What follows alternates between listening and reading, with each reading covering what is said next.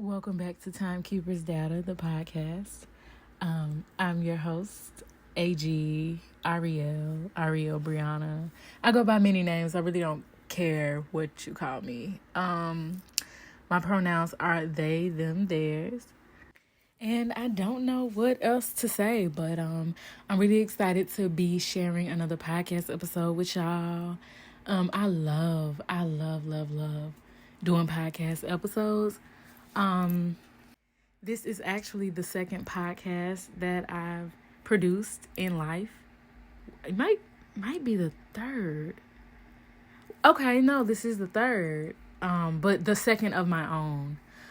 And I just love it. I just love it. I hope you enjoy this episode. I enjoy recording it at 2 a.m. per usual. So yeah, let's just get into it.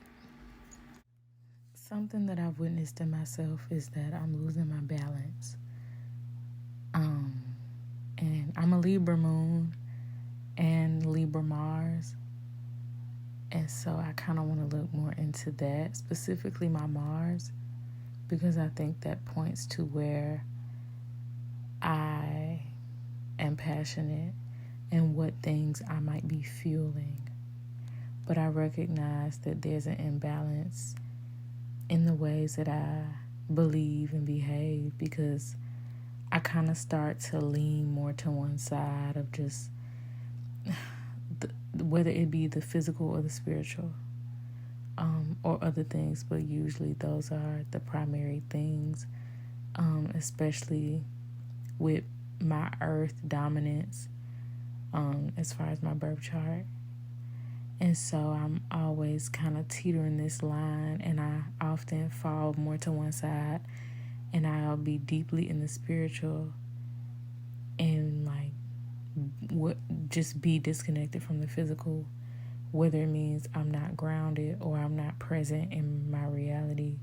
Like I'm just in a fantasy or just leaning so much into seeking intangible things. Or I'll lean more towards the physical, where I'm indulging in whatever, still with a certain set of ethics, but with little intention, or just not even little intention, but just more desire to be fulfilled, whether it be short term and wasteful, or really useful to me and meaningful, and a good investment of my physical energy.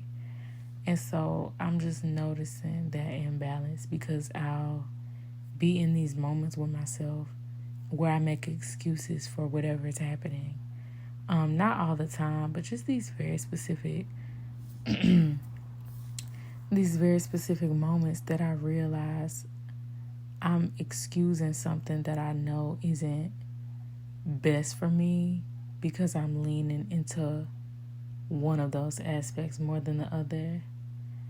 And sometimes I get really rational and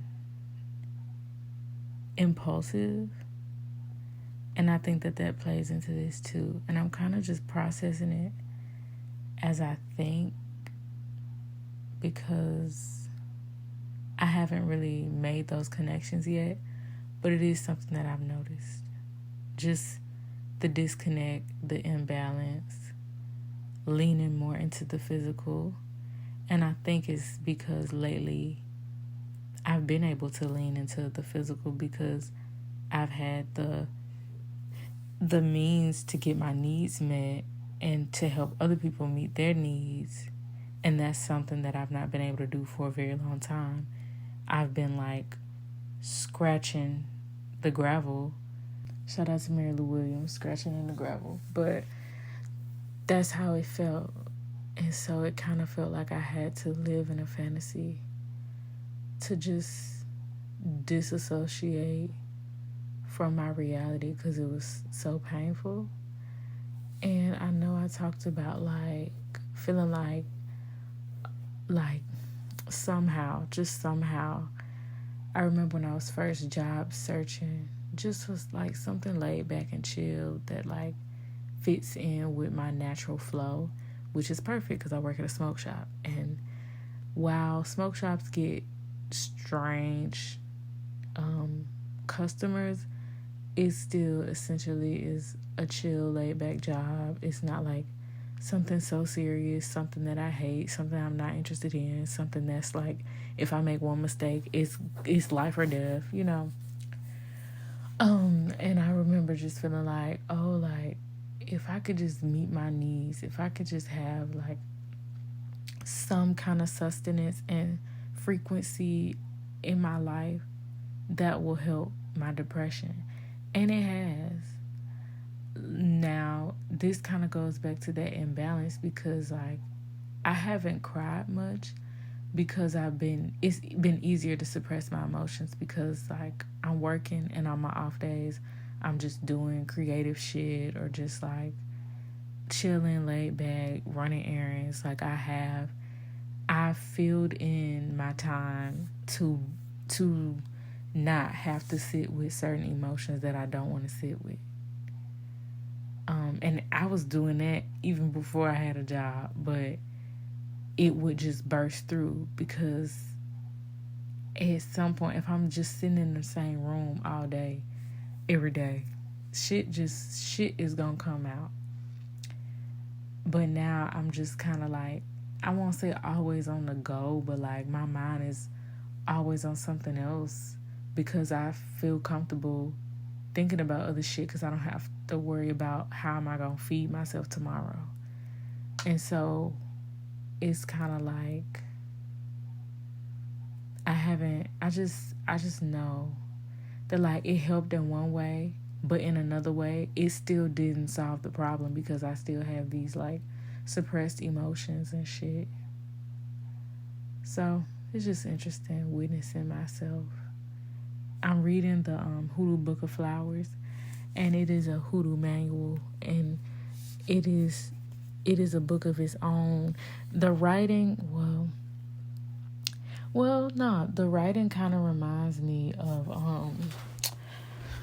let me get up the Sharon Bridgeforth. Some of Sharon's writings are just kind of like they shapeshift. Some of it is ambiguous.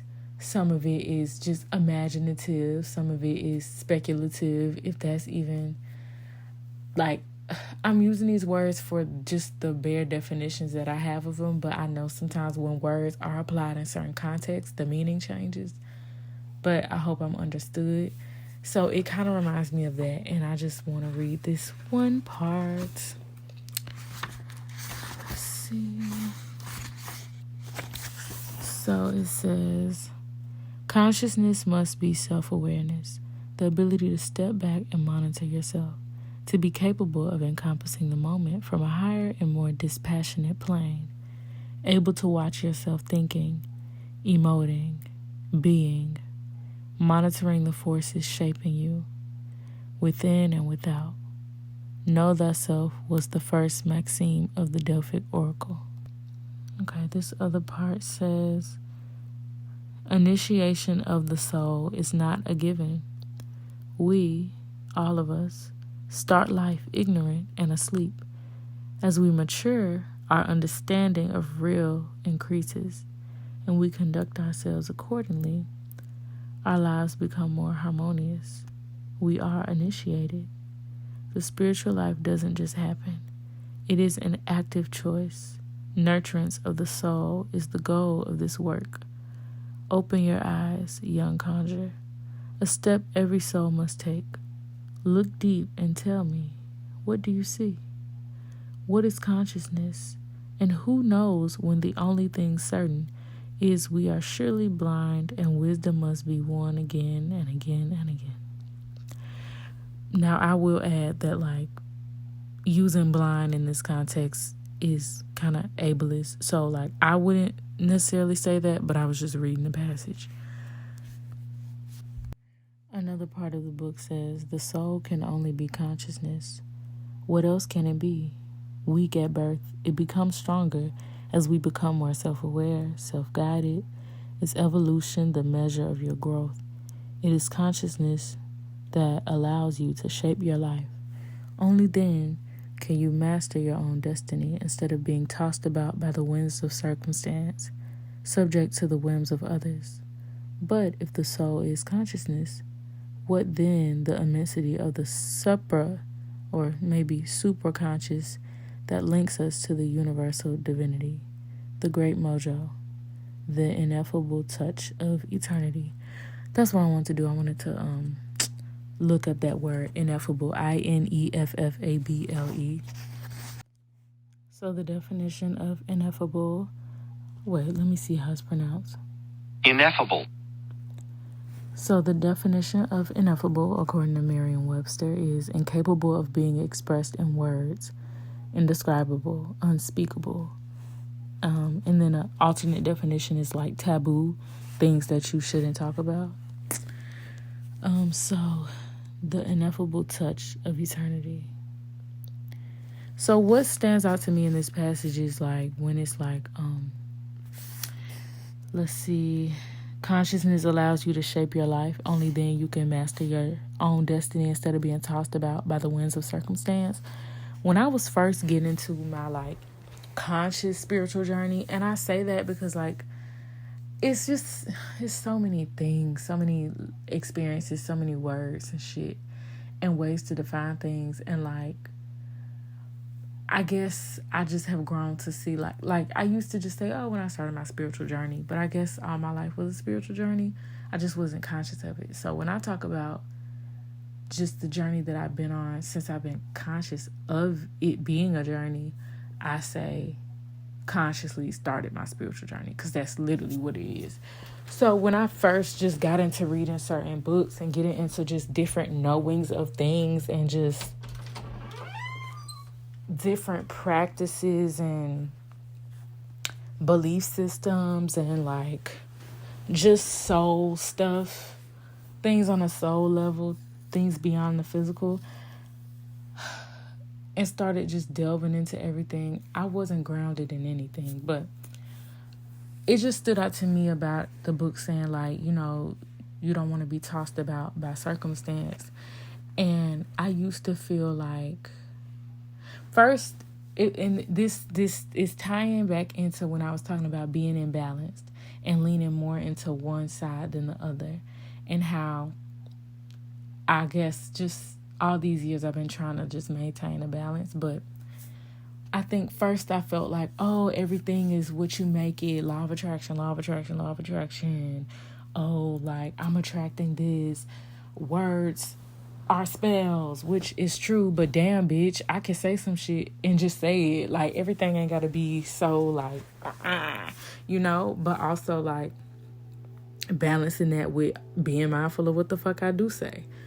But also, I'm thinking about how I used to be like, then after that, it was the other polarity or a different part of the spectrum where I felt like, oh, like, the world and its influences impact us, like, everything is not my fault. Like, the law of attraction says this, but like not everything that happens to me is something that is an experience that I've attracted. Like, that feels dangerous.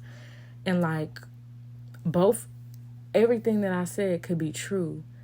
And there is balance in feeling like you co-create your experience, but also recognizing and acknowledging the real life fucking factors that affect marginalized people on a daily basis, and those systems don't fucking let up, and we're also like we're always having to navigate those systems in some kind of way, and we witness it every day, especially like me in the circle that I'm in, the bubble that I'm in, the collective consciousness that I witness on a daily basis, like, if that makes sense. And so like just people say like, oh, two things can be true at once. And so this like past year and some change, I've just kind of been exploring like what things are true to me at the same time, what things don't resonate with me no more, what makes sense to me, what aligns with my new set of standards and values and shit. And like, how can I commit to like staying open to being mutable as I am, just new knowings and new understandings, but also balancing it as much as I fucking can. So yeah, I think that's all I had to say for now.